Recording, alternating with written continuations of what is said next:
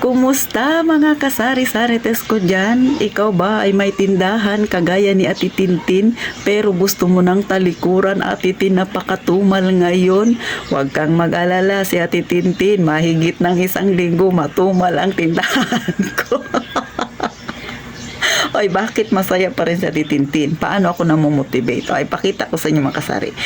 Ang tindahan ko, maliit lang. Pero nakikita nyo maraming laman. Ang tindahan ko, pag sa labas ka, pangit talaga siyang tingnan.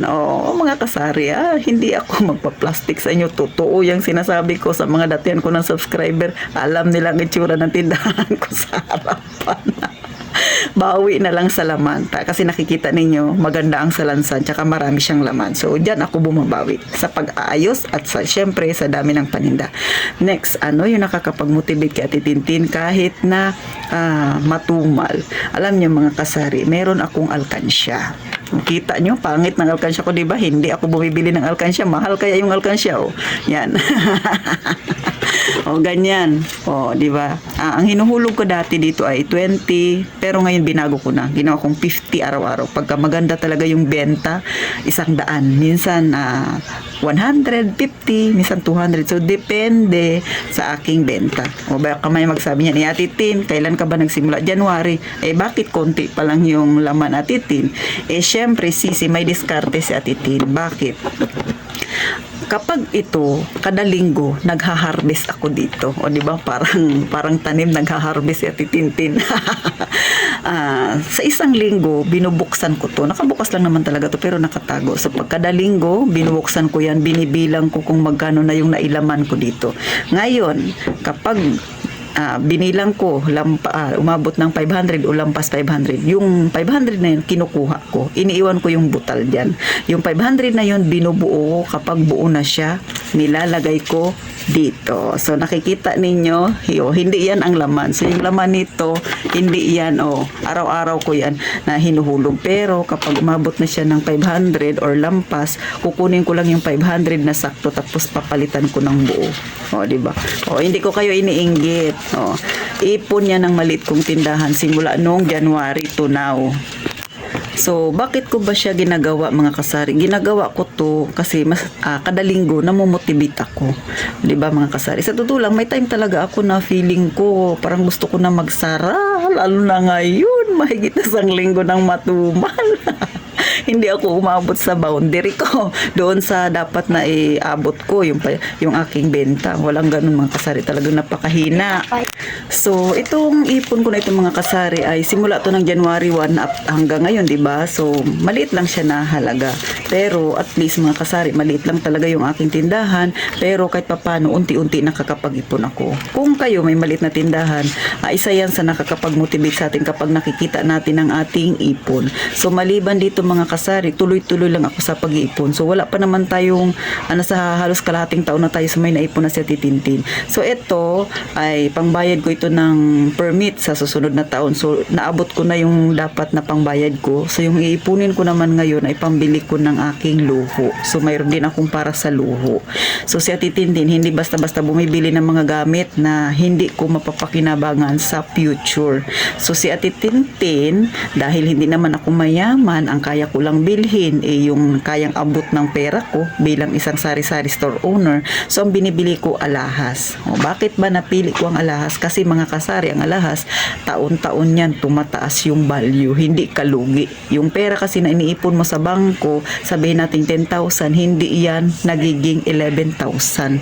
Kasi nga, maliit lang ang tubo sa bangko. Kaya sa Titinti, mas prepared ko na nag-iipon ng pera pambili ng alahas kasi mas malaki yung value. Pero kayo, nasa sa inyo yan. So, isa yan sa nakakapag-motivate kay Ati Tintin. Lalo na pag binubuksan ko na itong magic na ipunan ko. Tuwing linggo-linggo nagka-harvest ako dito mga kasari. 500. So, minsan sa 1 linggo, sa 1 buwan, nakakakuha ko ng mga 3,000. Minsan 2,500. So, yun siya mga kasari. Maliban pa dyan, may isa pa akong iniipunan. Iba rin yung aking iniipon doon sa may Life Bank na inutangan ko. So, kumuha ako ng pera sa Life Bank, nangutang ako. Pero, ang aking binabayaran linggo-linggo ay 500. Pero, yung sinisavings ko mga kasari ay 1,000. So, matakin ninyo kung gaano kalaki yung sinisavings ko kada linggo-linggo. So, ngayon, Lunes, ngayon may bayaran kami. So, magbibigay ako doon ng mga 700 siguro mga kasari. Kasi, medyo tumal talaga ngayong linggo na to.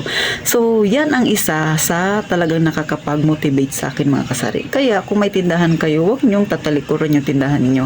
Ulit, hindi ko pinapayabang yung ipon ko. Gusto ko lang ma-motivate dyan yung iba na struggle din. Yung iba parang gusto nang sumuko. Sa mga na-motivate ko naman, Sisi, kayang-kaya mo yan, ipagpatuloy mo yan, Sisi. Pero higit sa lahat mga kasari, ito paalala, huwag kayong magpo-post sa social media ninyo. Ako, dito lang ako naglalagi sa YouTube. Sa Facebook ko, hindi ko siya pinupost yung mga ganyan. Kasi sa totoo lang mga kasari, sa Facebook, syempre ang mga friends ko doon ay mga kilala talaga ako. Pero dito sa YouTube ay hindi, yung mga naging subscriber ko ay hindi nila ako personally kilala, mga kasari. Ganun. May mga taga-iba-ibang lugar, malalayong lugar. So kaya sinishare ko itong aking journey sa pagtitindahan kasi gusto ko po ma-inspire din kayo. Hindi mahalaga kung ang naipon ninyo ay maliit o pa 20-20. Mga kasari, nag-umpisa rin sa titinti ng pa 20-20. Sa totoo lang ako nga 5 piso ako nag-umpisa tsaka 10 piso. Tapos sumunod nun, nag-angat ako 20-20. Sumunod, umangat ako 50-50. So, tinatago ko to siya sa lugar na hindi ko nakikita basta hinuhulog ko lang. Pagkalinggo, it's time para mag-harvest tayo. O, di ba? Pagka na-harvest na natin, syempre, ilalagay natin dito. Nakatago lang siya dito mga kasari. Tapos nilalagay ko sa lugar na hindi mo akalaing may nakalagay doon na pera. So, ayaw ko siyang laging tingnan. So, ito, nakukuha ko lang to kada linggo-linggo. Ganyan yung aking ginagawa. Kasi gusto ko makapag-ipon ako ng malaki. Maliban pa doon, syempre, may iba pa akong pinag-iipunan. So, iba rin yun mga kasari.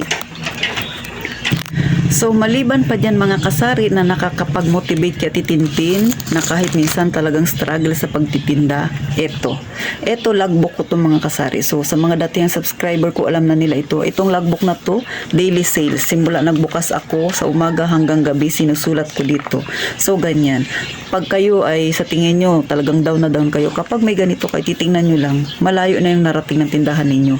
Kung makikita ninyo, kung nag-umpisa ako, ang benta ko nung mga nag-umpisa ako, 500, 900, oh. Ngayon, doble na doon. Minsan, masigit pa. Pero, sa totoo lang, yung doble na yun sa nag-umpisa ako na kinita, maliit lang yun. Wala pa ako dun sa kota. Pero, pinagpapasalamat ko yun. Bakit? Kasi nakakatawid ako sa araw-araw. So, sana, kagaya ka ititintin yung mga nararanasan ninyo na ganito, na sobrang tumal. Huwag nyong i-take yun as negative. I-take nyo as positive. Laban lang kayong mga kasari. Kayang-kaya natin yan. Magpatuloy lang. So, paano? Hihingi muna ako sa'yo, Sisi, ng subscribe. Please naman, ha? At magkita-kita tayo sa susunod, mga kasari. Mag-iingat kayo palagi.